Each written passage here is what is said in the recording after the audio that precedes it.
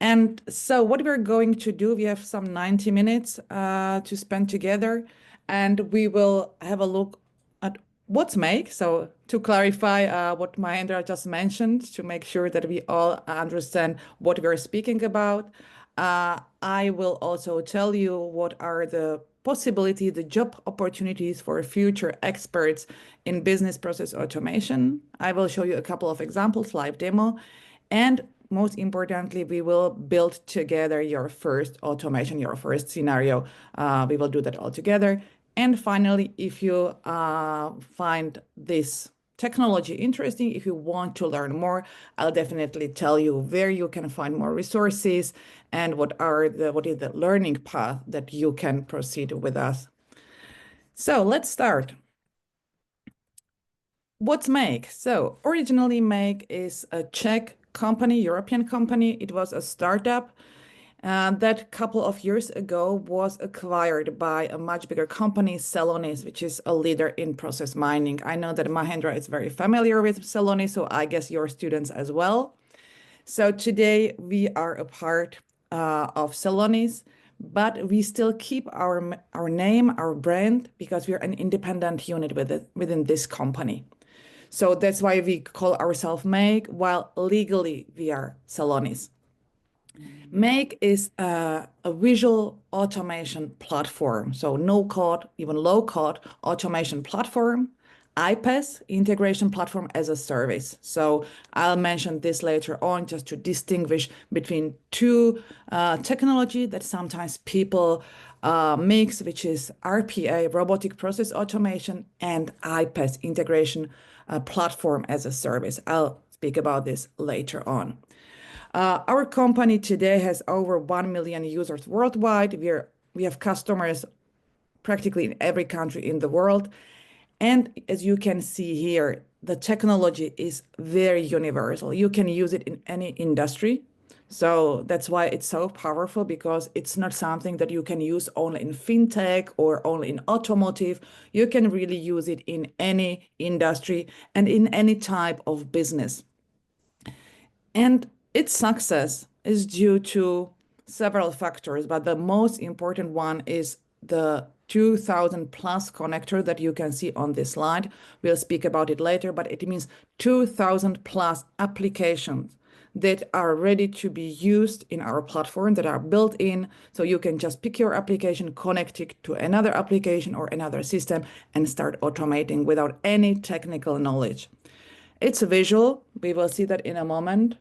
So it's very easy to learn, very easy and very pleasant to use. What you can see here on the left side is the typical developer's language. When you want to build an automation, you will need to code it. You will have to check it, decode it, debug it if there's a problem. Sometimes it takes a lot of time. Sometimes you don't find the bug. You have to start from scratch. On the right side, you can see the same automated process in Make. So you can now have an idea what the visual automation mean. You simply drag and drop colorful bubbles, connect them to each other. Those bubbles represent the individual applications, and you can see in real time how data travel from one application to the other.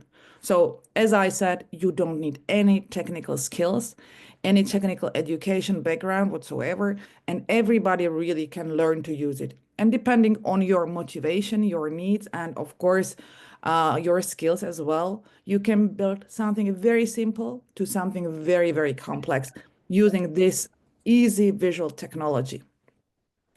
But going back to what I've mentioned at the beginning, there are two technologies with the same objective, which is automated process.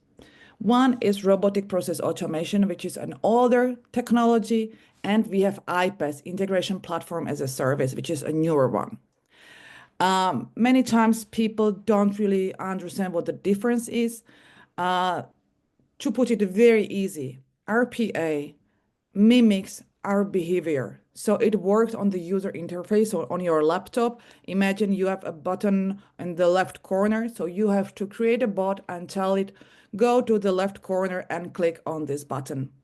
And then you can go home and let the bot do the work for you. If there is any change to the user interface, the system won't work. Of course, in some cases, this is the only possible technology because some companies, especially big companies, they have some legacy systems that are on-prem, that are not in the cloud, and this is the only way how you can automate processes. In modern companies, modern applications, more and more we see iPaaSes. iPaaS, integration platform as a service, which again is a technology whose objective is to automate processes. But here the automation runs in the back end. So it's totally independent of the user interface. So whatever happens in your laptop, in your screen, it has no effect whatsoever on the automation. So you go home and it still runs and doesn't matter whether your interface changes or not. It connects everything which is in the cloud. So here's the difference. RPA is more suitable for legacy systems that are located on premises, and iPaaS is more suitable for services or for data and systems that are located in the cloud. And since in the cloud, and there is just one limitation or one condition that should be fulfilled, and it's that the application you want to connect in your process needs to have a public API. So this is the only connection, the only condition, because through this API, the applications can communicate. Today, it's a standard. So almost every new application that is being built today has a public API. So here, just to understand it in a more human language, as I said, in RPA, we say, go to the right corner, find the button, click on it. In iPaaS, which is the case of Make, we say, extract tweets in the newspaper account with the text, Real Madrid here in this case. So it's easier to use, it's more stable, but again, in some conditions, you might use one or the other, or in some companies, you also see that you can still use and combine both technologies. Sometimes the RPA system is used in older companies or bigger companies at a central level. And on some, in other departments, people use iPaaS as well. The difference is also that RPA cannot be handled so easily by individual users. As end users, they can use it easily, but there must be somebody who will set it up, at the central level. So it really requires technical knowledge. iPaaS, in this case, can be used by any of you. You can set it up yourself, you can modify it, you can scale up. So that's the real power of these technologies. As I mentioned at the beginning, so you can do very powerful automations yourself as a very beginner, and you can do those automation just by connecting two modules. So these colorful bubbles, we call them modules in Make. Each module represents an application.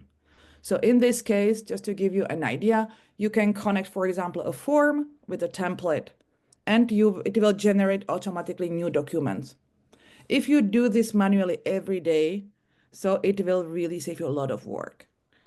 Just two modules connecting two applications, and it's very powerful already. Or the other example, you can wait for approved documents, and when they are put into the right folder, the document is prepared for e-signature, or it can be even sent. Again, connecting just two applications or three applications, and it will spare you a lot of work, and you can then focus on much more interesting tasks that are more creative, strategic, and that you definitely enjoy more than some routine tasks and daily routine. But of course, as I mentioned, once you learn how to use this technology, you can do something much more complex. Here you can see just one of such processes. But we have clients who've automated in Make over 65% of all their internal operations. So it can give you an idea how powerful this technology can be if you master it. Of course, when we speak about automated processes, what's important to understand? First, that not all processes are suitable for automation. We should think first which processes we want and we should automate. And then the other question is, Do we really need one huge automated process?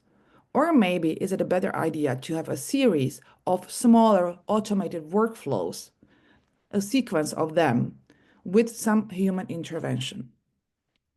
So going to the first point, what you can see here on this slide is which processes should we automate?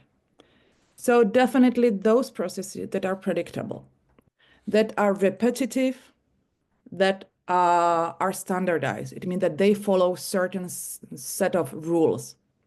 So if this happens, then do this. So this is a perfect candidate for automation. But we should also consider if we do those processes regularly or often, and it can be once a month, it can be twice a day, it can be every 15 minutes, it depends.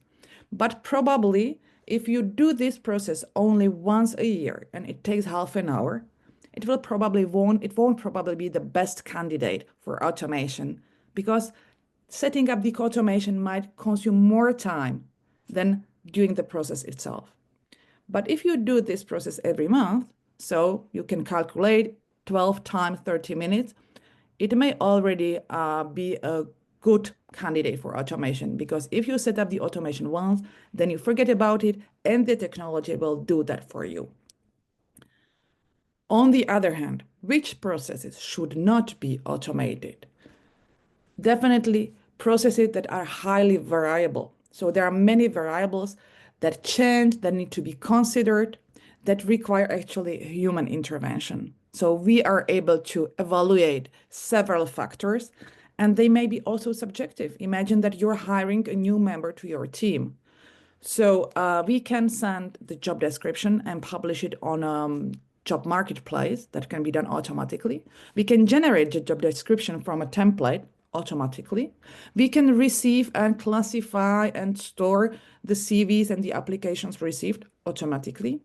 But when we want to invite the potential candidates for an interview, we have to be there physically or online, of course, talk to them and evaluate whether they are the right fit. And there are things that are not that standardized. Maybe the person has perfect background, but this person will simply not fit our team as a person. So this is something the technology won't do for us. But again, after that, we've decided this is the right candidate. So let's create a contract from a template automatically. Let's send it to the candidate for e-signature automatically. Let's store the signed document. Let's inform other departments in our company. Let's issue technical documentation. Let's prepare all the team of the new member will need, and so on. All this can be done automatically again. So here we've seen what a man in the loop means. The automated process is not one automated process from 0 to 100. It's much more often a series of automated workflows, shorter processes, series of tasks that follow in the sequence one after the other. And in between, when necessary, we can step in, make a decision, and let the technology continue the series of automated workflows. And here also what I've mentioned before, one of processes is probably not the good idea to automate because sometimes the automation will take much more time than the one of execution of a process. So I've said that that automation in general, we used to say it's a technology of tomorrow, but it's not true anymore. It's technology of today. It's something that you will need in any branch, in any industry, but also in any function in a company or in an organization. What you can see here, it's from our website where we've put several use cases from across business functions. So if you're a student of marketing, you can check the marketing section. If you're in IT, you can check the information technology section and so on. And you can see and get inspired by use cases of our clients, where and how they use Make in their organizations. But this only illustrates that really you can use it everywhere you work. And you can also check the list of the applications on our webpage. I said that there are over 2,000 connectors, 2,000 applications built in Make right now. We're adding new applications almost every day, so the number is growing. But on our website, you can also find classification of these applications based on their use. So if you're interested in CRM and sales, for example, you will click here and get the full list of applications that our clients use for these purposes. It can be HR management, IT and development, even language tools, and so on, productivity. If you click on each of those sections, you get a full list of applications. And if you click on an individual application, this is important, you will see what's possible with this application inside Make. So if I connect, for example, in this case, I took Facebook in my automation. Maybe I don't know what does it mean. So does it mean that it will download all the content? That post any my thoughts or my pictures? Will it download the pictures? So I just click on it and I see that I can create a comment automatically. I can create a post automatically. I can create a post with photos automatically, and so on and so on. Of course, each application has different actions available. So we call them actions.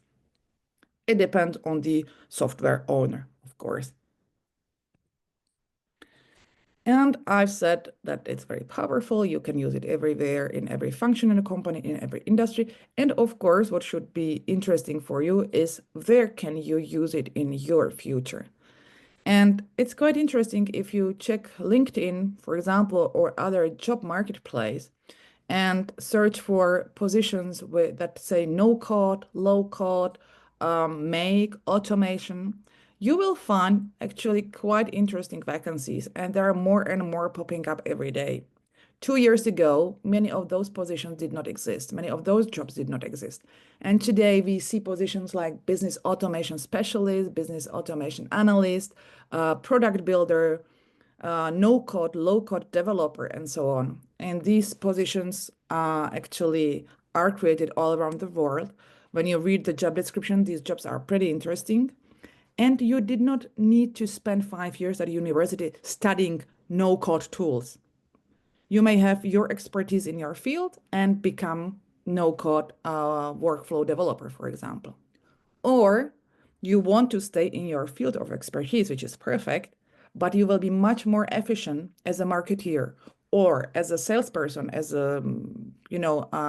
doesn't matter what your specialty is, but you will be more efficient because you will focus on creative, strategic tasks that really require your expertise, and you will outsource these routine repetitive tasks that are boring and prone to human mistake to the technology. So you won't copy in records from one table to the other, from one database to the other. You won't need to synchronize databases manually. You won't be in the situation when different departments won't work with different data because two different databases didn't get updated on time because you use two different systems. You will work with one single source of truth, and you will do only what really requires your skills, not those tasks when you say, oh, I wish I had a secretary. So those tasks are actually what Make can do for you. So that was very quickly an overview what Make is as a company, as a technology. So it's iPaaS, it runs in the cloud, and it can connect everything that has public API. And for the moment, over 2,000 applications ready to be used in Make. One important thing before I show you Make in action is that if you want to connect into your automation an application that hasn't been built in yet, it doesn't mean that you cannot connect it. We have HTTP modules. You can do API calls. So it requires a bit more advanced skills, but nothing that you cannot learn. And you can really connect everything which is in the cloud. So as an example, we have students in other schools who want to check their canteen. They have their favorite dishes, and they only want to go to the canteen when their favorite dish is available. And they don't want to go every day, every morning to the website of the canteen and check if the dish is there or not. So they set up a single automation that actually go through the HTML content of the website of the canteen and they are notified automatically when the dish appears. We have other students who use the same technology to check the programs of cinemas. So they're waiting for the new movie, and they know that if they're too late, there won't be any tickets available. So they went for the notification. So Make can actually, through Make, you can connect any website. It's not only application, but you can use HTML if you know a bit this syntax. So it's in the cloud. You can retrieve the information, get notified, or work with this information further. It's slightly more advanced, but still something that you can learn even if you have no technical background whatsoever. Before I show you the demo, are there any questions so far? You can use chat or just, put on your mic and talk directly. Thank you. I think it's interesting to have the case of canteen. But that also means that the everything in the canteen is already on the website, no? Absolutely. Um, If it's on the All right. paper, unfortunately, Mike can't help. Yeah. All right. Any questions from the audience, please? If not, then we can start with the live demo. Um, all right. I think we can go on with the live demo if you want. Yeah. Yeah, perfect. Okay, so I will just give you basic orientation in our platform, Mhm. and I will Mhm. show you one or maybe two use cases. So if you already created your account in Make, you should be on a similar landing page. Of course, you won't have any activity here, but it should look somehow similar. Here in the left menu, uh, we have scenarios. If I click on it, you will see here the list of your automation. So for you, probably for the moment, there's nothing, but once we build the first scenario, you will see it here. You can categorize it here. So once you have many scenarios for your orientation, it's very easy. You can put it into different folders and be able to find what you need when you need it, or you can also use the search field. Another important part of this, you can of course explore it on your own, but what I'd like to draw your attention to is Resource Hub. I'll speak about this later as well. Resource Hub is the place where you can find resources for learning, inspiration, and so on. Help Center as well. So this is where you are really lost and you don't know, you're looking for the documentation or for our support team help. So it will be in the help button. And also here, templates. It's a place that you can explore as well on your own, but there are thousands and thousands of ready-to-use templates. If you look for a template, you should think about what applications you want to use. So if I will take Gmail, for example, and I will take JotForm, which is a form. And I see that I have no template for this combination. So I will take Teleform. Interesting. And I've got one. So there is one template connecting these two applications. It shows you how data travel. It offers you guided setup, or you can create a new scenario from this template. So there are several thousands of templates that you can explore, and it can help you at the beginning also to understand, or you can just take it as a basis and build upon that. I will go back. I'm back in my dashboard. Uh, for you who've created your accounts through the link that Mahendra shared with you, then I will go to subscription. You will see that we have different subscriptions in Make. The one you're using now is the core plan. So you have academic plan, you pay nothing for that, and you have access to this plan with 10,000 operation per month. Once your core plan expires, don't worry. Anything you've built in Make won't get lost. You will still have access to it. You will be automatically downgraded to our free plan, which is free forever. It's no trial. So no work will get lost. You can still use it. Only there will be some limitations as for the number of operations. You can see that you have only 1,000 operations, for example. So this is for you only to know, but you won't lose anything. And the free account is still there and you can still use it. I will mention operations in a moment, but it's very important in Make because it's actually a currency. The number of operations consumed in Make decide on whether you can still use free plan or if you need to upgrade or upgrade even higher. So that's why it's important, but we'll see in a moment how it works and where we can find the number of operations consumed. And then for us, the most important button will be create a new scenario. When I click here in the right top corner, it sends me to our scenario editor. We will see this later on together. We will build our first scenario here in a moment, but it's only for you to show you the basic orientation. For the moment, I will go back and now I will show you one of the use cases so then you can see it in action. So my use case, for those of you who are familiar with process mining, so I chose one of those use cases, working with data from Celonis. And we have here a data set that we exported from Celonis. It's a prepaid travel cost. So imagine a big company where many employees travel and they need to have their travel requests approved, hotel paid, air tickets paid, and so on. Imagine you are a manager and many of your subordinates haven't left for their business trip because their business trip requests were not approved on time. So it means a real obstacle, a real problem for you because those business trips are very important. And you as a manager want to solve the situation. So you want to understand what's wrong, why their requests haven't been approved on time. How to learn that? What can you do? Either you can do that manually, and every time there's a problem, you talk to the employee, you talk to those people who are responsible for the request, but it takes time and it's ex post, right? So they've already missed the trip. You want to prevent this. So you want to set up an automated notification system that says, whenever there is a rejection in our CRM, in our database, in our company system, immediately notify me so that I can take action. And I want to have the information about which employee's request was rejected, who's the responsible person, and at which stage of the process the rejection happened. Because then, on the one hand, you can track these cases so you can understand where the systematic problem lies.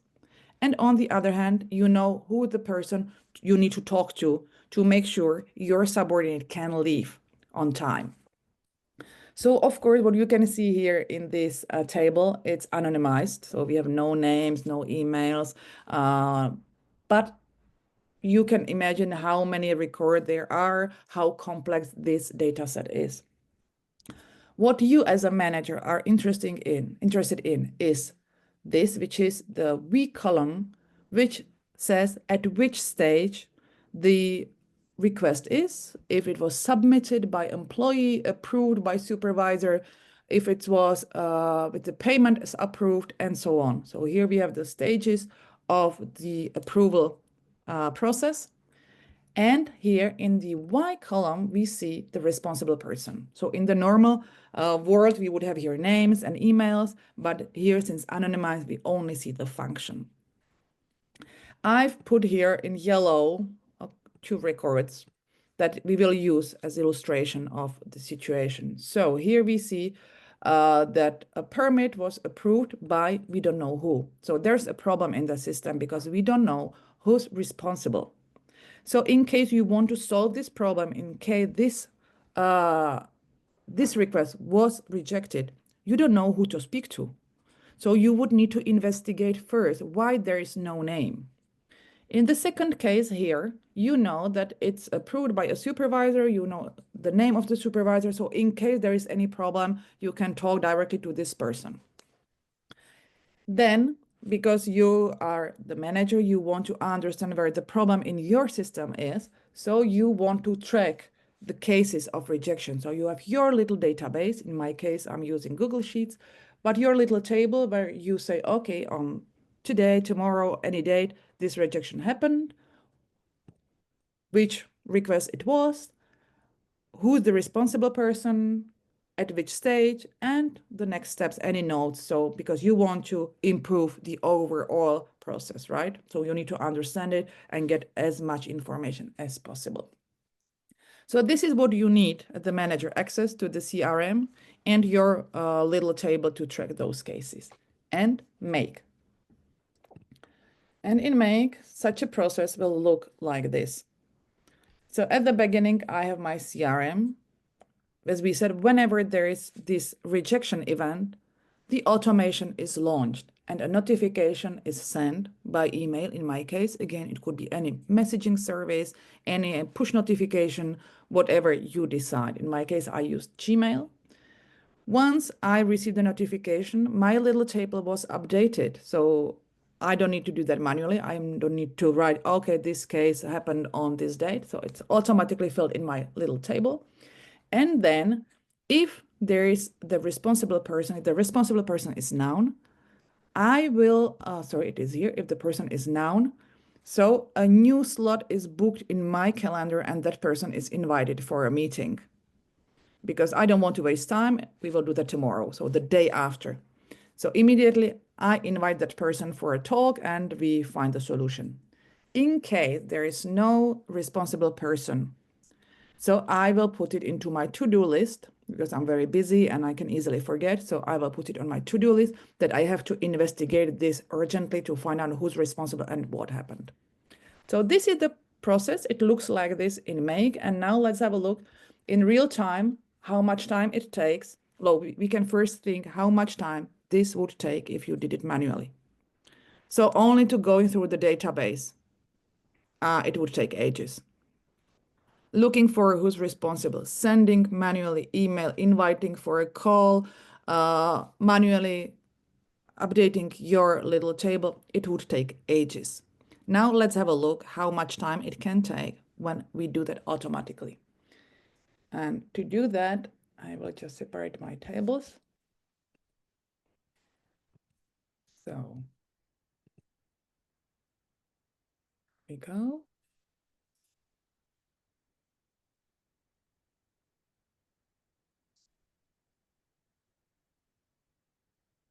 What I will do in the real world, this first module, which is called trigger, so that triggers the automation, would be waiting for a new record saying something's rejected. I'm not going to fill in here a new record, but I will just modify for the purpose, for the sake of our exercise, I will just modify an existing account and I will choose these two that you can see here clearly. And I will say that these two actually were rejected. So I can set my automation as ready. So it's activated. And I will go to my table and change it from approved to rejected. And here also rejected. If I go back, I can see, you can see here that now 10:35 my time, 10:35 my time, two execution of the automation happened. One lasted 2 seconds, the other one lasted 1 second. If I go back to the diagram, you can see here these little bubbles that appeared in my scenario. And they say that one operation was consumed here because this trigger read my database. There's a filter that says only rejections. If there are any changes that are not rejections, I don't care. So through the filter, one piece of information got because it fulfilled this condition that it's rejected. One email was sent, one record in my database was updated, and one slot was booked in my calendar. So altogether, 1, 2, 3, 4, the filter is only information, it's not operation. 4 operations were consumed in this one run of my scenario. There were 2 runs of the scenario. If I go back to the history, you can see there was 1 and a second because there were 2 changes in my table. So the scenario ran twice. Now let's have a look to our little table. So you can see today we've got 2 new records filled in automatically in our little table, saying that in one case we don't know who's responsible. In the other case, it was the supervisor. Let's check our mailbox. Now I can make it bigger. So I've got rejected PTC that says a new PTC rejection today, case ID We don't know who's responsible. The other email was saying it was rejected by the supervisor. And in my to-do tasks, you can see there's a new task saying the PTC missing responsible. So investigate who's responsible for this travel request. And finally, we can also go to our calendar and check what happened in our calendar. You see, uh, tomorrow, the same time, I've got a slot already booked in my calendar, and the supervisor was invited, so we will have an opportunity to talk about what happened and find the solution. And all this, updating the to-do list, booking a slot in my calendar, updating my little table took 1 to 2 seconds. And this automation is very simple. So you will be able to build this in a very short time once you become a bit familiar with the tool. Do we have any questions here? Anybody? Do you have any question? Or you want to try first? We'll try together. Don't worry. So Okay. this is only to show you very quickly how it works, that it's really, it saves so much time, so much energy. I can show you a couple of other examples that are not too complicated, but they can really be very helpful for you. Let me go back to my presentation. So something that you can use in your private life as well. Those of you who've worked somewhere, you might know that whenever you go on holidays, you come back and your mailbox is full of emails, and it takes you a lot of time to go through that. It takes you 2 weeks before you're able to start working normally, because you spend 2 weeks only of reading emails, putting them to the right folders, and so on. You can do this automatically when you're on holidays. Make can help you classify your emails and leave in your mailbox, for example, only those emails you should really pay attention to. So in this case, whenever there are new emails coming to my mailbox, the automation says, based on filters, if it's from internal sender, put it to one folder. If it's from social media notifications, put it to another folder.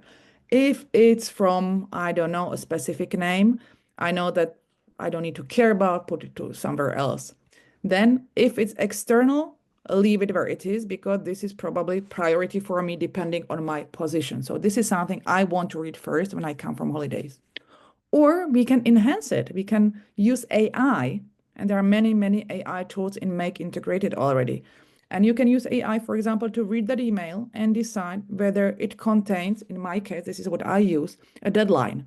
If there is a deadline, that's top priority when I come back from holidays. So it will end up in a priority folder. And all the external emails will end up in another folder. So when I come back, I know that this priority folder is something I read first, I need to solve, I need to reply to. Then I will go to the second one, and all the rest, I can do that in a week. But I will be much more organized, much more efficient. I won't forget about anything important, because already my mailbox is managed in a very efficient way. And again, you see here, you actually need only one or two different applications. One, in my case, is Gmail. Everything's done in Gmail, or I can edit OpenAI, for example. Routers are internal tool that help you direct data in different directions. You can combine them with filters. We will see that later together. So you can set up your conditions, basic logic saying, if this, do this. So if you combine it with the router, you can have a very powerful automation using still just one application, for example. This is the demo I've just showed you. Or you can create, this is a use case that we use in our company for for posting new content on social media. If you're a marketeer or you've ever worked in this branch, you know that today you have to publish, and you have to publish on different social medias. And it just it consumes so much time to create new content all the time. But you can recycle content you already have. So, for example, if you write an article, a blog post, you can recycle it and create tweets, LinkedIn posts, Facebook posts, and so on. And you can use AI to do that for you. So in this case, we have an intern database. Again, I put here Google Sheets because it's something that all of you can use, but it could be any database like Notion, Monday, Airtable, and so on. And once you have the original text, the longer article, you copy it here, and automatically new social media posts are created by AI. They are copied back to the database because we don't have so much confidence in AI. We want to check it first before it's published. Also, a very good practice. Don't rely on it 100% because it can invent things that are not true at all. So we let it do the new post, copy it back into our database, and notify our copywriters to check it out. So then the copywriter goes to the new content, says, okay, this is fine, or modifies it. And once it's modified, approved, another scenario says, once it's approved, I publish it. So again, there are two processes automated, but in between, we have this man in the loop, the copywriter who actually checks on the new AI created content. And here we used actually also a router, two conditions, because we have an internal policy that says, for example, if the content contains a brand, a commercial brand, we won't publish it on tweet because we don't want to do publicity to anybody. We don't care, we can publish it on LinkedIn. So whenever there is a commercial brand, it will go to LinkedIn. If it's a generic text, it will go to Twitter. So for example, you can think about much more roads, rules, policies, and you can use the filters and routers in your scenarios. This is another very simple use case that, again, many of you can use in your daily life, in your little jobs, generation of invoices. So instead of creating invoice every time you want to send an invoice to a supplier or to anybody, instead of creating brand new document, you just have a little table database where you put who's the payer, how much money you want, when it's due, and you have a template. Once you fill in the basic information into the table, new document is created, it's converted into PDF, and it's attached as an attachment to a draft email. So you can check it and send it. You can maybe modify the body of the email if you want to add something and send it. This is also something I can actually show you how it looks.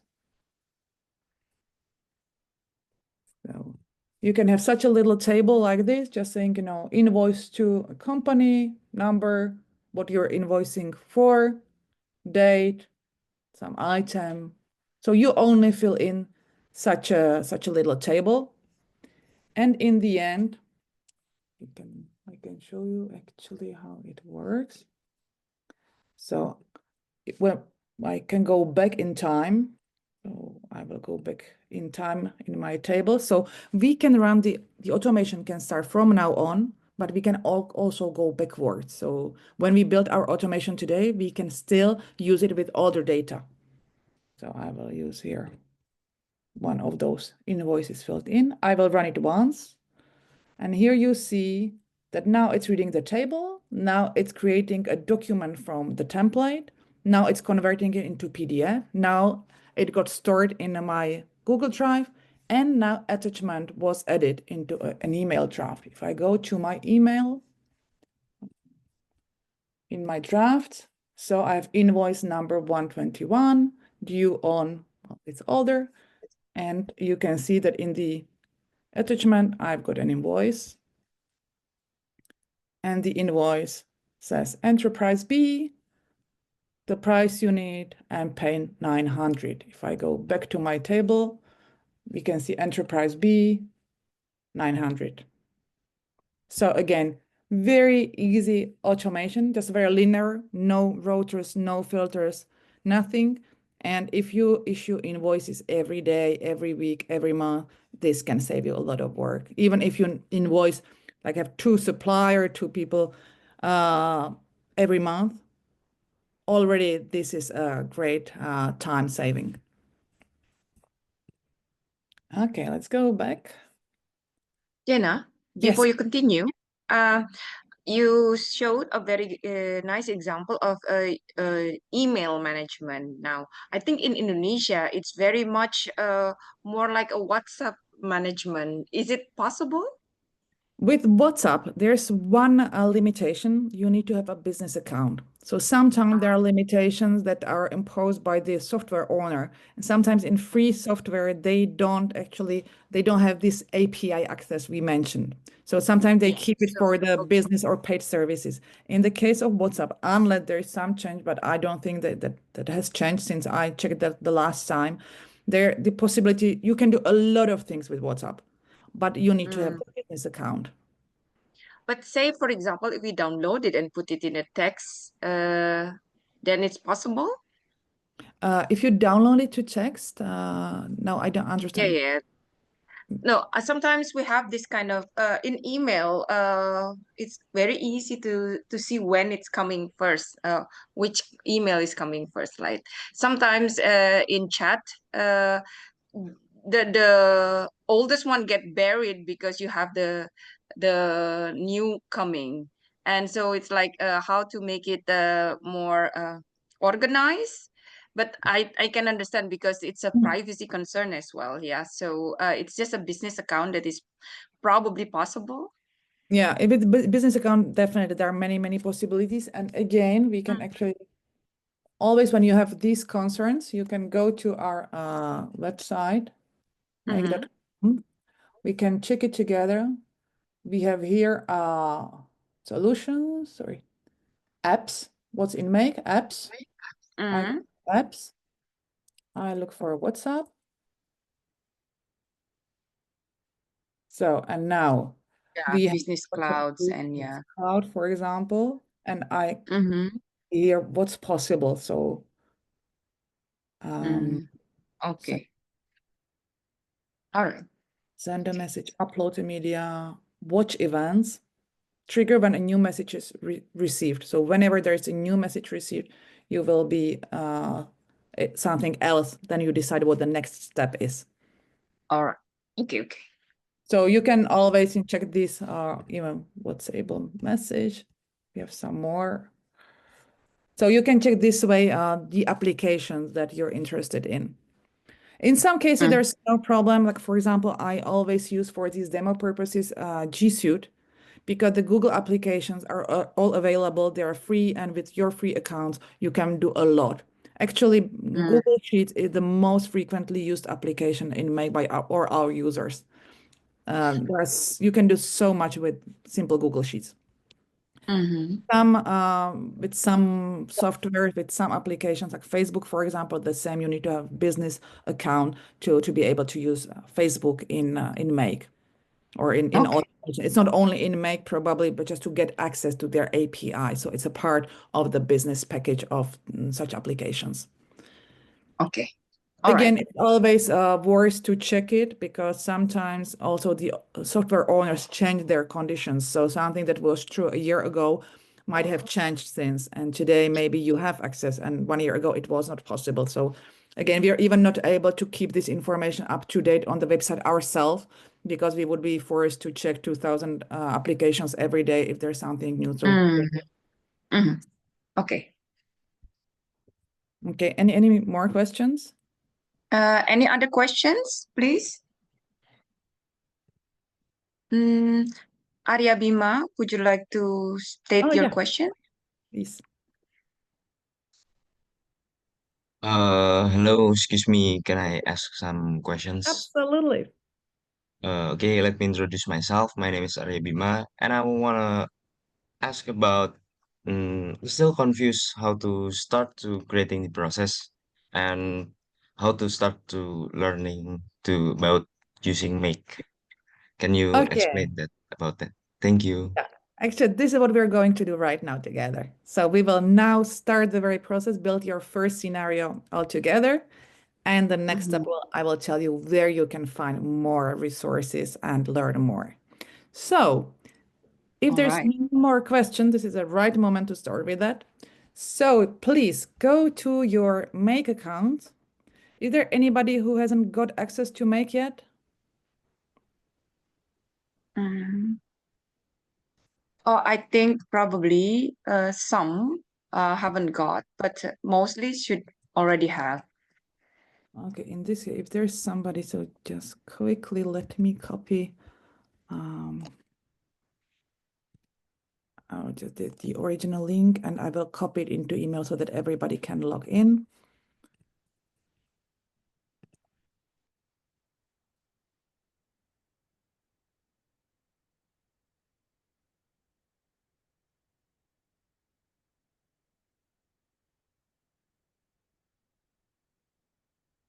So if there's anybody who hasn't logged in yet, you can click on the link in chat and just register quickly a little form, and you will get automatically access to our core plan that I mentioned at the beginning for 2 months. So you have 2 months that you can fully explore the tool and play with that without worrying about the number of operations consumed, and see what's possible and what's not. But as I said, don't worry, that after the 2 months, you will still be in the free plan and no work will get lost. So I will also, so when you're logging in, I will just explain you what we're going to do together. So we will do a super basic automation together, only for you to understand how to work with those modules, how to configure them, how to connect them, and where to find the tool that we need. So just for the sake of this exercise, imagine you work for a meteorological center, you do a little research, and you want to collect information about weather forecast. And for this purpose, we will need input data. We will use the weather application, which is open, so we don't need to create any accounts. We can automatically easily retrieve all the data we need. So that's why we will use this application. There are a couple of applications like this in Mang that help you learn and without creating accounts in any professional applications, for example, and have access to data. We will use a database, so in our case, Google Sheets. We will make a very little table. Some of you have probably already created such a table. I will show you what we need in a moment. And if we have time, we will also use routers, filters, functions.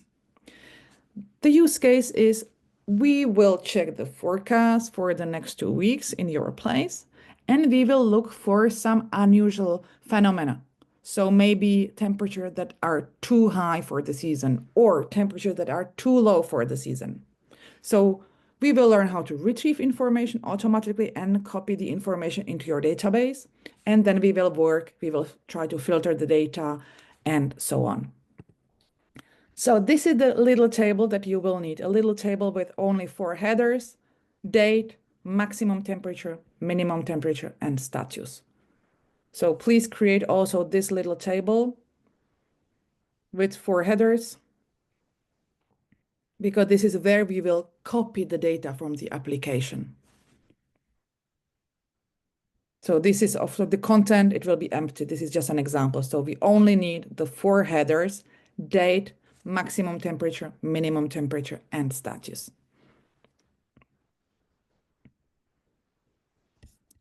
I will also copy to chat. So 4 headers, date, max temperature, mean temperature, and status. So if you haven't done it yet, I will continue, but you have it in the chat so you can still use it. And I will get ready. So those of you who are ready already, so let's go to your Make account, and you can click on the Create a New Scenario button, right top corner. We land in our scenario editor, and here you can see that it's quite intuitive. It offers you already the applications. Here, if you scroll down, you will see these are the 2000 built-in applications. The first couple of them are recommended because they are those that people use the most. So maybe you will find the one you want here. In our case, we don't see it. The first application for us is weather, because this is the place from where we want to retrieve data. So I will just use the search field and write weather. So for if there's somebody who's late, I will just write down weather application. And here you see that weather as an application offers us two actions: get current weather and get daily weather forecast. So current weather is what we see out of the window. This is not really interesting for us, but we are interested in the 2-week forecast. So let's click on the second one. And you see the first module has been automatically added and a configuration window opened. Now, we need to configure the module. So we need to decide what information we need, what information we want to work with in the next steps. So here we choose the days of forecast, the forecast for which days we're interested in. At the beginning, we can choose today, tomorrow, just 2 days, just to test it. We don't need, again, a good best practice in Make when you build your scenarios. At the very beginning, when you build something and test it, never put there the whole database. You will put their database with thousands and thousands of records, and you will run out of information, out of operations in a second step. And then for the rest of month, you won't be able to use Make.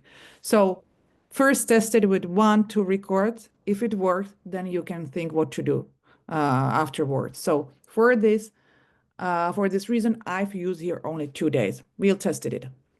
Then we want to enter a location. You can choose it by city or coordinates. So let's write there a city. Mahendra, where are you? Which city are you? Surabaya. Surabaya.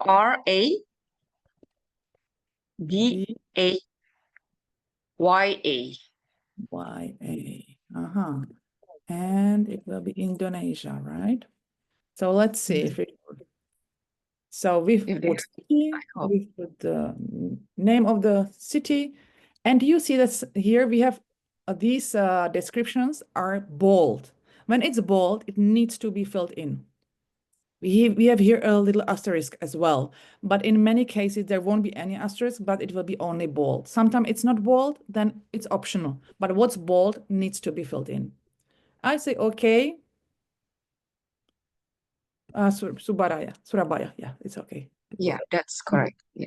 And now we've configured the first module. Let's test it. So either you can run once, so left bottom corner, but if you run once, if you've built a longer scenario and you run it once, the whole scenario will be executed. If you want to test only one module, and again, it's always recommendable to test the first module, the trigger at the beginning, because then you know what data and in which format are available. So this is information that you will definitely need later on. So that's why I recommend when you have the first module, right-click on it, and you have this contextual menu. And here you have run this module only. So if we click on this run this module only, we only test one single module. And you see it extracted the data from the application, and it also shows us the format of the data. So now we know what information is available for us, what are the data we can work with in our process later on. So you have here input and output. Input is what we asked for, output is the data that we received. We have 2 bundles because we have 2 days. Each day data is one bundle. So one is 8th of January and the second is 9th of January. And we can go through temperatures, wind, and so on. Maybe sometimes you've filled in a city and the system didn't find the city. It will give you a warning. So you will get a red warning and you will have to change, for example, the city, or maybe you put it in the wrong format, it did not recognize the country. So the mistake is very easy, but it always warns you. So nothing happens, it tells you where the problem is and you just check it. What's important for us here? We see the format of the information. If you're more technical, you might recognize that this is JSON format. It's not that important for you if you are not technical, but you should understand that the information in Make is always transferred in pairs, a key or category and the value. So what we have here in blue or in lila is the category. It's what we call key. And what's in black is the value. The key never changes. So for each day, we will have the same keys, but the value will change. And this is important because this is how we will work with data in Make. We will see that in a moment. Also, what's important, the data has different types. There are text, numbers, there are dates, there are Boolean. It means exists, does not exist, is true, is not true. There are different types of data. And later on, we will see why we need to understand which type of data we are working with. So here, of course, the numbers are pretty clear, but this is already date. This is text. If you have doubts, I will show you in a moment where you can verify and double check what type of data the information you're working with is. So for the moment, we know what we have here. We've prepared our little table where we are interested in minimum temperature, maximum temperature, date, and status, right? So we see that status is rain in both days. Okay, let's close this. Oh, sorry, one more information. So I will, if you want to go back to the configuration, just click on the module. And if you have any doubts, something doesn't work, you're not sure, here you have the little question mark in the right top corner. If you click on the question mark, it will lead you directly to our help center, to the documentation. And here you see you have all the documentation about the weather application. It takes you what actions you can take. It shows you even examples how to fill it. In some cases, it will be much more extensive because the application is more complex. So when you have any question, the question mark in the configuration window can help you get all the documentation and even instructions how to fill it. So here, it's all we need. And now we need to add the second module. We want to copy the forecast information into our database, right? So we've prepared our database in our Google Sheets. So we need to connect Google Sheets now. So let's go to the little plus here on the right side of the first module, add another module. Let's click on it. And here I have Google Sheets already here. Probably you have it as well. If not, just write Google Sheets to the search field and then click on Google Sheets. And now, if you scroll down, you will see that we have many more actions available in Google Sheets module than we had in Weather, right? So you can go through that and think about which action do we actually need now. So add a row, add a new record, update a row, search a row, or update a cell, maybe create a spreadsheet. So you can go through that, think about it. I'll give you a second. Anybody has an idea what's the action we want to take now? So we want to copy the information about date, maximum, minimum temperature, and status to our new table. So what do you think is the right action we want to choose?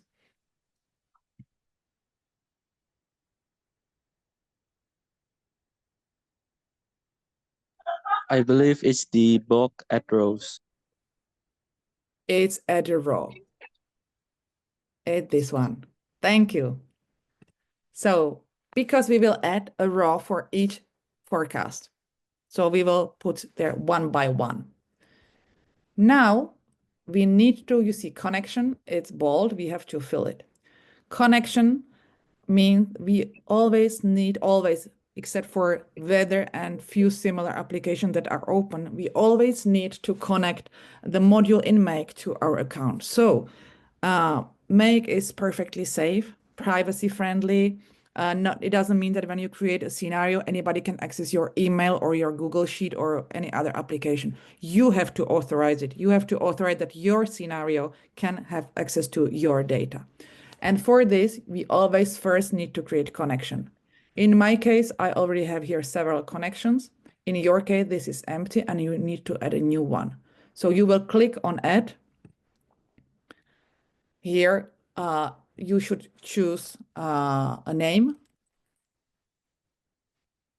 In my case, I will just call it any name, just put it there because later on you will have several connections to Google Sheets and it will be difficult to manage it to understand which connection refers to which table. So it's good to think about a personal denomination system so that you understand what's connected to what. And you just say sign in with Google. And now it will offer you the typical authorization windows. I choose the account. I say, yes, I agree. I allow make to access it. And here we go. A new creation has been created and you can see the name already in this window. Does it work? So whenever you use a new application, you will have to add the connection. Later on, if you use Google Sheets again, the connection will already be created. So you can create a new one or you can use the old one. So once you've created it there. Sometimes there might be a problem for some reason. Then in the left menu, you have connections rubric, the section connections, where you have a list of all your connections. And if there is a problem, you might just need to verify it or reauthorize. It's just one-click operations. I will show you later where you can find it. But generally, you've created it, it's there, and you can use it. Now, we have to find our spreadsheet, the spreadsheet where our table is. So let's use the search method. Again, you can use it manually, select from all, or by path. I recommend by path because it will scan your Google Drive, tell you which folders are there, and you will just, again, very intuitively find what you need. So my spreadsheet, I click here, and now it shows me all the spreadsheets that are in my drive. And I will look for the one I'm interested in. In my case, my spreadsheet is called Meteo, so I click on it. It also asks for the sheet name. So in my spreadsheet, I have one Meteo with the 4 headers, and I have another sheet. So it offers me also actually 2 of them. So I choose the right one. And now you see that it automatically identifies the 4 headers.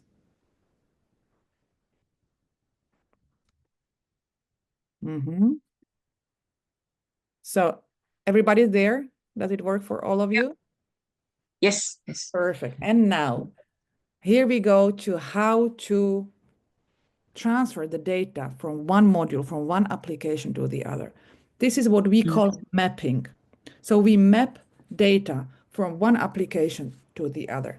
And the easiest way how to do that is I choose the field, in my case will be date. I click into the field and automatically a window with all available data opens. And here you see the color is the same as the color of the application. So if you have more applications before the last one, you will have several groups of different colors here.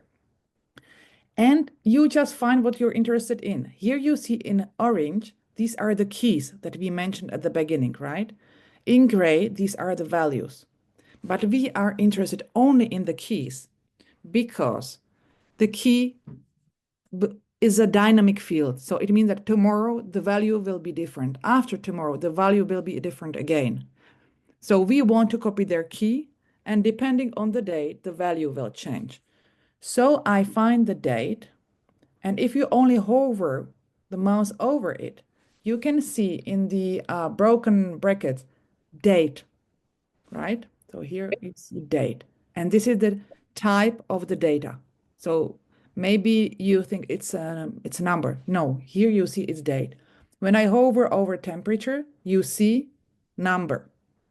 When I hover over status, you see text.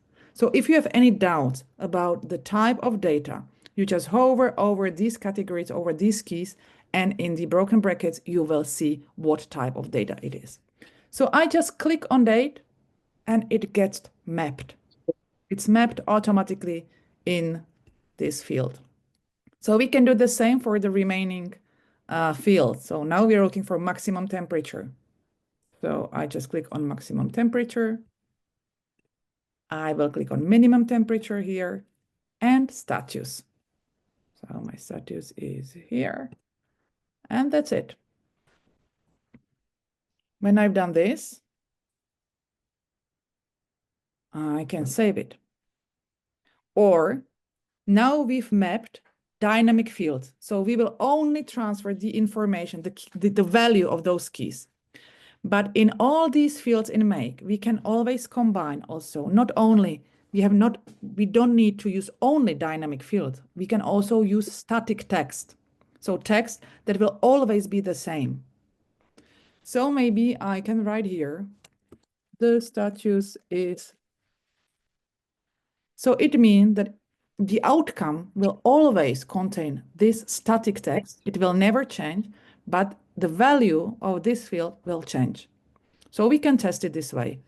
It's always up to you based on your needs. So sometimes we need only static text. Sometimes we need both. When I have, for example, a notification system, receive an email, I may use still the same subject. So that will be static text.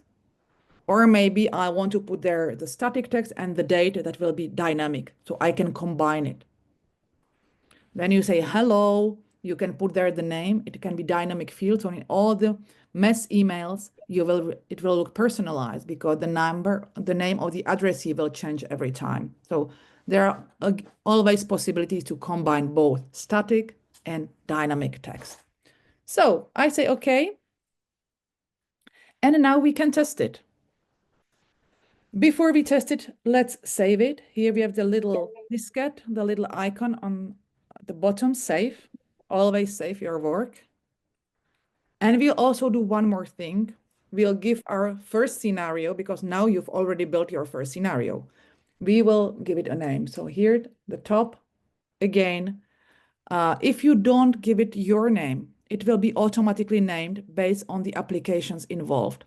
But later on, when you have many scenarios, you will get lost. You won't know which scenario does. So that's why, again, it's good to give it a name from the very beginning. Find your own system to call your scenario so that you understand what's in it. In my case, save it, and now we can test it. Now we will use run once because we want to test the whole scenario. So let's run it once. And we see that it retrieved information from the weather application. The trigger, the first module, always consumes just one operation. Doesn't matter how many bundles it retrieves, it's just one operation. But since it retrieved two bundles for today and tomorrow, the next module already consumes two operations because it adds two different rows to our table. Right? So if the database here was 1,000 records, here we would have 1,000 operations consumed in the first run.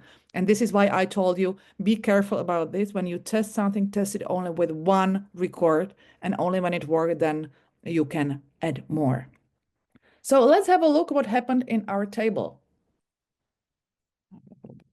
And you see we got two dates with maximum temperature, minimum temperature, and you see the status is, it remained the same, the static text, and rain. We also see that the date is not really readable. It's not really nice format. It's like machine format, but not really nice for us. We will see in a moment what we can do about this in Make. Did it work for all of you? If yes, then congratulations, because you've just launched and executed your very first automation. Yes, Okay. perfect. Yeah. So let's go back and let's play with this. So first of all, we want to modify the date because we want to get a nice date. So let's go back to the Google Sheets module, click on it. We are back in our configuration. We want to modify the date, right? So this is the first field. If you click anywhere in the field, again, the same configuration window opens. And now we will explore the top menu here. So The first one shows us the information we can retrieve from previous modules. We already know that. If we continue, so we have filled by AI, so you can also play with that and ask our AI assistant to help you. If I continue, now I'm getting to functions. So we have general functions. You may know if something, if empty, some operators and, or, is not. If I continue, I get math functions, text. Sorry, Jana, which one did you press to get that? Okay, you're in this window where we just when you click anywhere, I go back. Click I into see. the field, and now you have this top menu Oh, yeah, here. yeah. Yes, got it. And if you have to go through that, you can explore what there, right? So here are these little what's that, snap bolt, this little machine gives you the general functions. The next one is math functions. Next one is text functions, date functions, and we can continue. We want to modify date, which means we need date functions. Here we get to what I spoke about before, the types of data. So if it's a text, we need text functions. If it's number, we need math functions. So we cannot use generally text in a data function because it won't work. So this is why we need to know the type of data we want to process. In our case, we hover over it and we see it's date. So we know we need date functions. All the date functions are here in gray. If you hover over some of them, you will get a little wizard that will tell you how to use this function. So the format, the outcome, and description. Again, if you're not sure, you will click on the little question mark and it will redirect you to our help center and all the documentation about the function. So you can go through that and read about it in more detail. But in our case, what we need to format date. We want to format it to have it nice and readable. So I will click on format date and I can close this. And now we need to use this function. I will delete what we put there before because it's in a wrong place, just delete it. And now I have my function. If I hover over it, I see that the function says format date, bracket, date. So now here I need to map the original date, semicolon, and then the format I need. So in my case, for example, day, month, and year, or hour. So I will put there the function. In the first place, I click in it, and I will go back to here to the little star. So I'm back in the original options. I click on dates. So now I know I'm formatting this date. And after the semicolon, I will manually write the format I want to receive as an outcome. So I will write maybe year, month, and date. Again, if you check the documentation, you will find all available formats. At the beginning, now you just copy probably what I do. This comes with experience and also, as I said, reading the documentation. And that's it. So we can save it. Everybody there? Still working on it. You can also test a different format. You can put there day, dot, month, dot, year, for example. There are more possibilities. If you write the format in a wrong way, it will notify you. It will tell you there's a mistake, the format is not correct, and you have to fix it.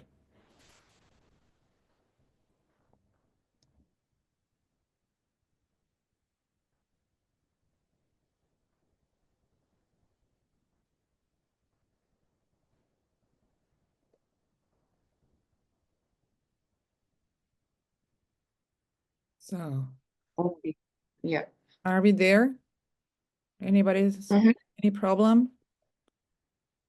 If Sorry. not, So it's yeah, a dash. I thought it was a strip. Okay, you okay. can put dash as well, I think. You can test it. So Ah, you can put here, you all right. can, So yeah, yeah. it's or dot. That's right. Yeah.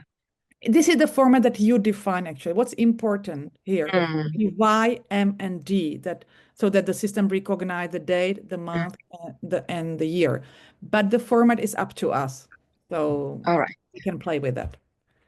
Mhm. I approve it. Let's save it. Let's save the whole scenario. And we can test it again. Let's run it once again. Let's see what happens. So it's run two operations again, and I will go back to my table. And you see, we've got a much nicer format here. Day, month, and day. So did it work? Yeah, but I made it wrong. So So try again. That's how oh, we make actually. So don't get discouraged. Don't get frustrated. This is the sure. best way. It's a game. Make it a game. If it doesn't work, find another way. Just try again and take it as a All game. right.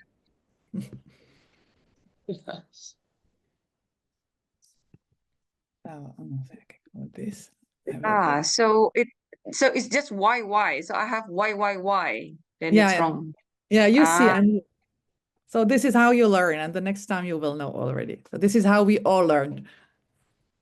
great. Yeah, it works for me. Perfect, perfect. Anybody has a Uh, problem? Anybody is struggling to do this? mhm. So it's just a little bit slower. I mean, I can see that you like when you collect the uh your data, the weather forecast, it's very quick. From my side, it's quite slow. So probably it's our connection. Yeah, it can be. Yeah, sometimes happens. All right. So Yeah. now you've actually used functions. So this is already slightly advanced stuff, but you see that there are possibilities how to transform data inside Make. So the Mm, functions, you can calculate values. You can really work with text. You can modify the text using these functions. The mhm, last thing I would like to show you is how to add the filter. So if mm, we want to filter information, so when I look at what we have here, maybe we only want to get temperatures over 31 degrees. So we know that one day is over 31. So let's say we only want to retrieve forecasts with temperatures higher than 31.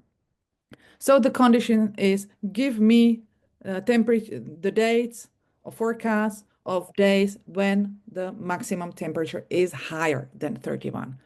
How we do it? mm, We just go to this connection line, anywhere on the connection line, click, and a filter configuration window opens. And mhm. again, we give it a label. Just call it somehow so that you know there's a filter and what it does. So I will put temperature over 31. And now we have to set up the condition. In the condition, again, we can use static information, dynamic information, and operators. Operator is higher, is lower, is equal, exists, does not exist, and so on. So in the first field, in my case, again, we have the same choice as before. So we said we want maximum temperature to be higher than 31. So we've got the first condition, and now we see here operators. If you click here in between the two fields, we have here several options that we can use as operators. Here again, the important thing is think about the type of data. Temperature is number. So it will only work with number operators. So here I have text operators. It will not work.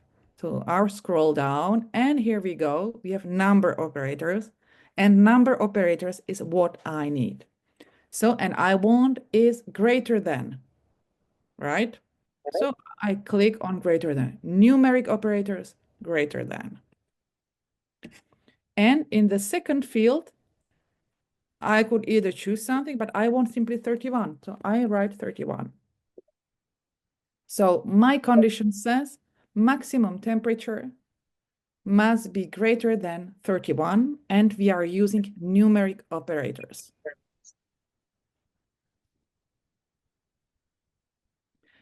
You might use much more conditions using and or rules. It's up to you. So you can combine it and you can set up here very complex logic.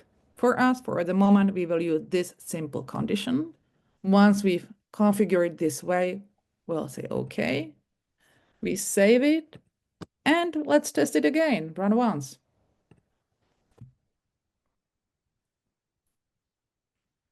And what you see, if it worked, you see this little funnel here. So it said there's a filter in your automation. You know what it does. It says it only lets temperature over 31 information go through. Anything else will not pass. And you see that in this one execution, one bundle of information got through. We know, if I click here, that there are two bundles as outcome, 1 and 2. But only one got through. It means that only one fulfilled the condition that we set.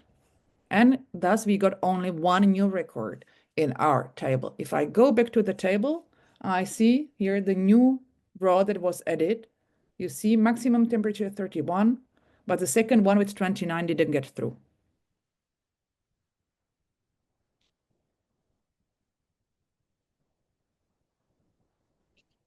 Did it work?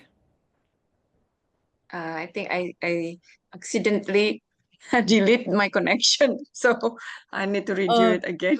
We'll do it again. Well, yeah, Ika showed me that it works. Perfect. Thank you very much. Okay, I'm afraid that we are running short of time. So I will exit this scenario. You can play with that later on your own. But I want to show you in the remaining minutes where you can find more information about where you can learn more about Make. So as I said before, you can explore Resource Hub in the left menu in your Make account. You will find their templates. You will find their our YouTube tutorial on how to configure AI tools. You will find their access to our Make Academy. You will find it also here, and I will share the presentation with you afterwards. So the link will be active and you can click on it and we'll get to our Make Academy. Make Academy is definitely the first place I recommend to start with. It's e-learning in small modules, in small chunks that you can do on your own pace. We have foundation, basic, intermediate, and advanced courses. If you start from the foundations, you set up your first scenario. This is what we've done together. You can expand it. You learn more about the operations and so on. At the end, you have a little assessment. It's a little test. When you finish each of the modules, you can earn little badges like this that you can attach to your CVs, to your LinkedIn. If you finish your assessment, you get a certificate. Those badges and certificates that are for free are recognized by industry globally. So if you go through our Make Academy and get into finish, for example, intermediate, so introduction HTTP, error handling, webhooks, it's definitely more advanced stuff that allows you to build really very strong scenarios, very strong automations. It also shows that you have practical hands-on experience. And if you look for a job, this can be something that will help you to get a better job or prove that you have really hands-on experience with such technology. So Make Academy is definitely something I recommend to start with. And then if you're lost and you don't know how you struggle with one module, for example, the Help Center is a place that you should go. So if I click on Help Center here, help, you have also access to Make Academy from here as well. You have contact support, so to contact our support team. You have access to our community, but if I go to Help Center, here I can search for a specific specific documentation. Let's put their functions because this is what we've actually did today. And you go through and see what you're looking for. For example, math functions, and it shows you all those functions, how they work, what they do. So explanation, instructions. So the help center is, again, if you want to go deeper, understand. So that's something that you should use. Yeah, so make Academy definitely to start with and build systematically step by step your knowledge and your skills in Make. Resource Hub to get inspiration, find use cases, also a video tutorial from our community, access to our community for some advanced use cases or help even, and Help Center for documentation.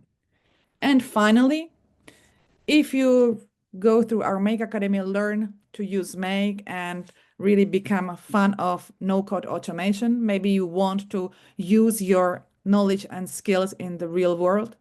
In our community, we have this section Hire Pro, which is for our partners, our customers who look for new employees, but sometimes they also look for internships.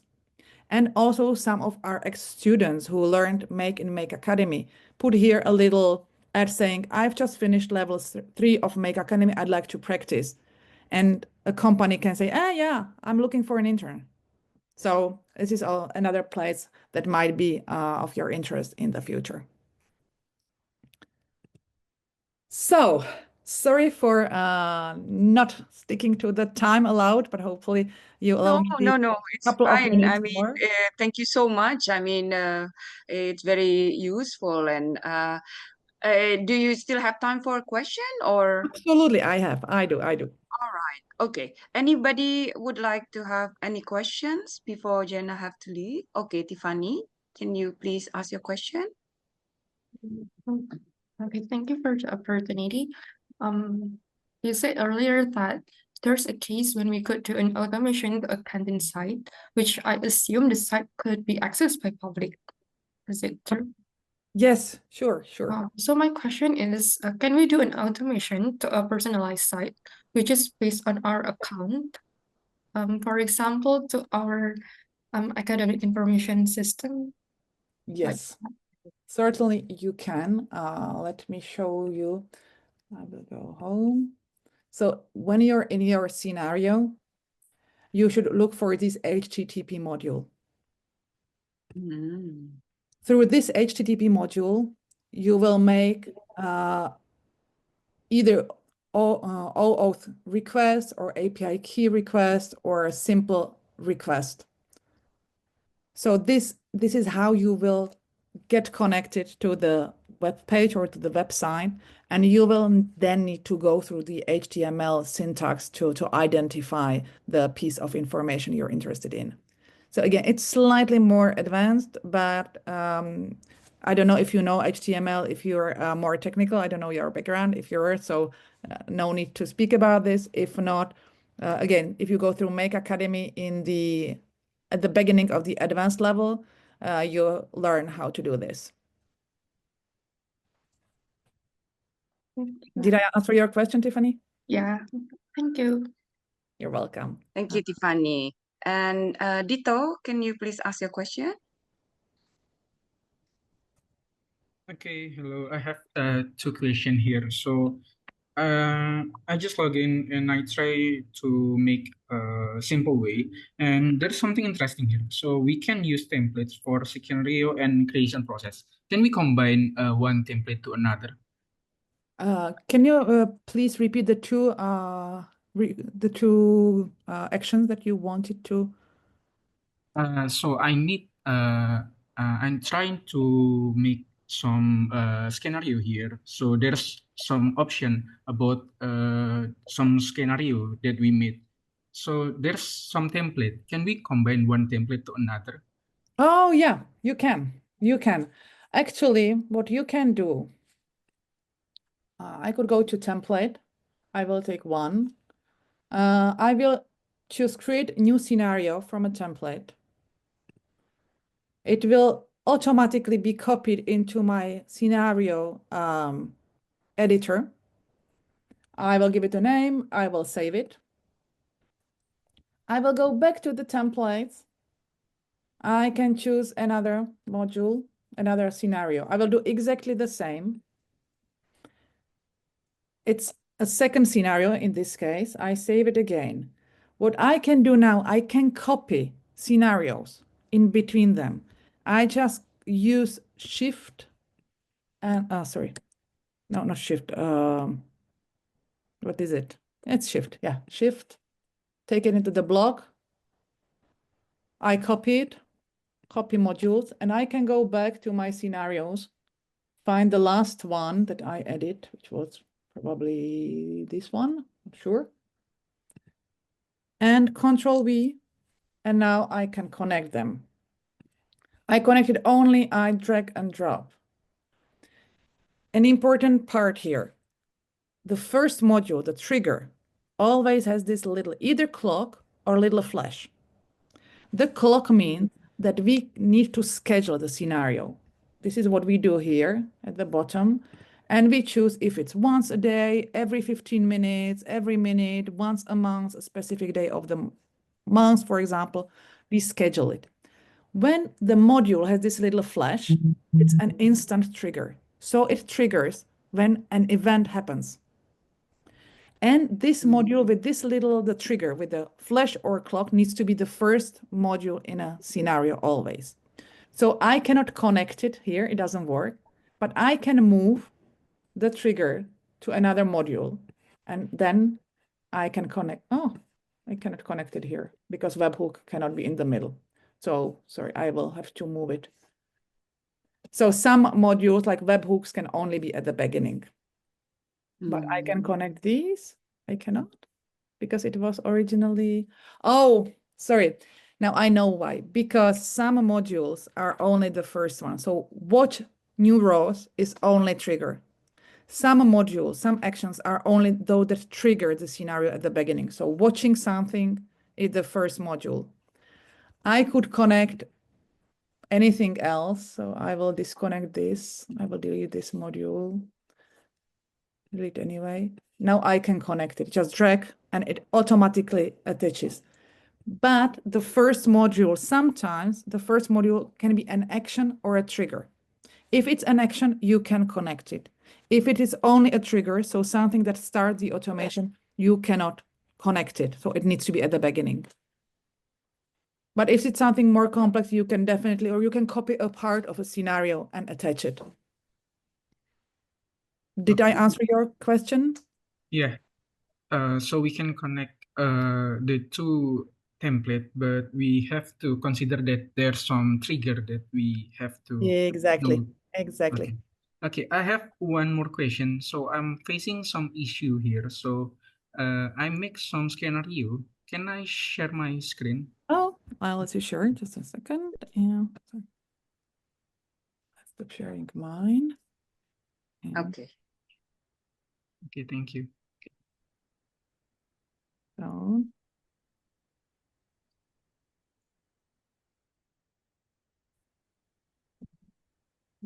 Can you see my screen?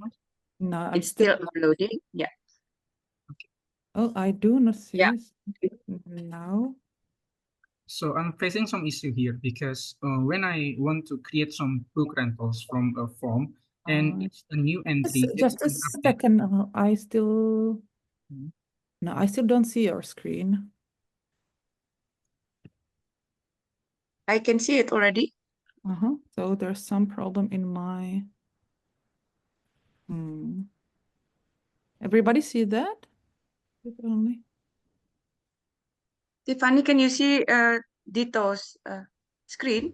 Yeah, I could see that. Huh. Oh.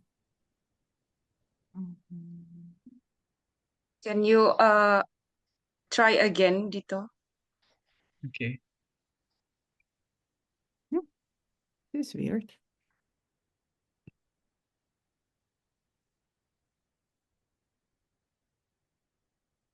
Can you see it now? Now I see it. Perfect.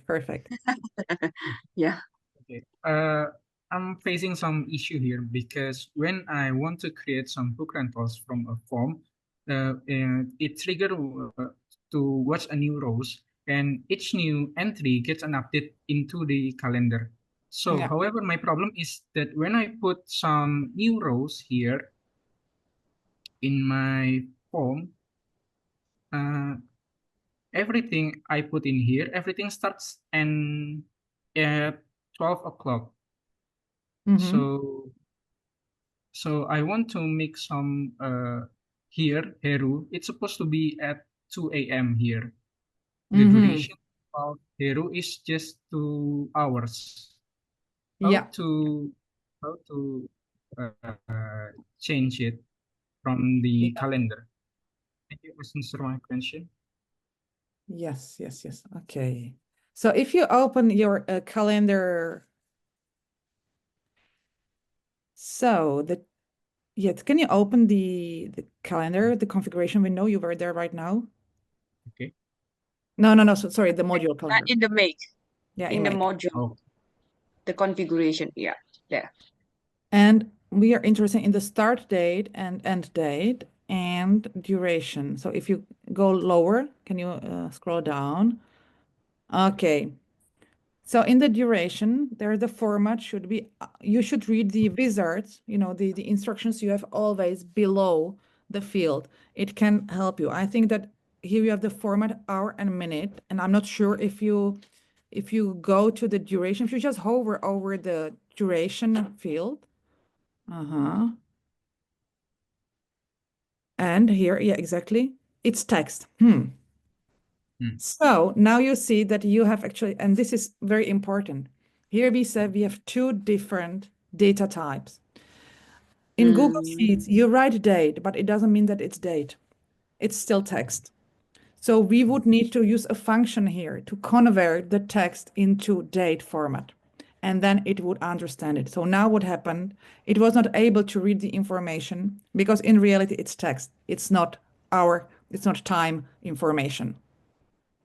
mm, So you would need to go to one of those functions. Probably if you go to the date functions, so if you go on the top menu, if you move to the little calendar to the left, left, left, left.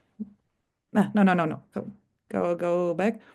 And go up to the top lila options to the very top. there. Uh-huh. Yeah, Higher, higher, higher. There. And you have the little yeah, calendar just above your cursor. Yes. yes. And here you would use parse date, the last function. So This one? parse date, parsing start the date and return the date. Yes, a string means text. So it takes the text, then you explain what it should, if you put there, for example, 400, you would put there that it's 400, which is text, and then you would write hour, minute, and it would recognize it. So this is how we sometimes need to process data to get the right type so that Make can recognize it and then handle with that. So again, slightly advanced stuff, but it looks like you're pretty good. You're getting to a more advanced stuff very quickly, so you can explore this and play with the functions. This is, however, very, very happy for this question because this is what happens a lot. We use Google Sheets. We think that it's number or it's date, but in reality, many times the outcome is text. Mm. Okay, thank you for your answer. Maybe I will try it after the class. Definitely try it out. That's an interesting project already. Okay. Thank you, Dito. Well, then, Jenna, of course, we can try to, still continue, but I know that you will have to prepare for your holiday tomorrow. So I guess we will have to Fine. end it. Sorry, Yes. but I forgot to one important thing since you Mm. teach process mining in Celonis. One Ah, important information is also that these skills that you've learned in Make, you can use them directly in Celonis's EMS. In the mm, EMS, you have the section called Action Flows, and Action mm, Flows is exactly the same tool, only it's mm, integrated and branded in Celonis's colors. So it allows you won't have these 2000 connectors, there are less there because it's connected to the Celonis system. But there are some Celonis modules that you don't find in Make. But if you want to play, so the same skill, the students can learn it, can use it, can do it for their private projects in Make. But if you want to integrate it in your process mining classes, it's something that you can do and use exactly the same technology directly in the EMS using the Celonisys modules. So for you also, guys, if you know how to use Make, whether you end up building your own startups, little companies, or working as individual entrepreneurs, this tool might help you a lot. But if you want to work for a multinational company that uses process mining software, again, the same skills will be very helpful because you can use the same technology directly in process mining software. All right, that's great. I think I will try to explore more about it.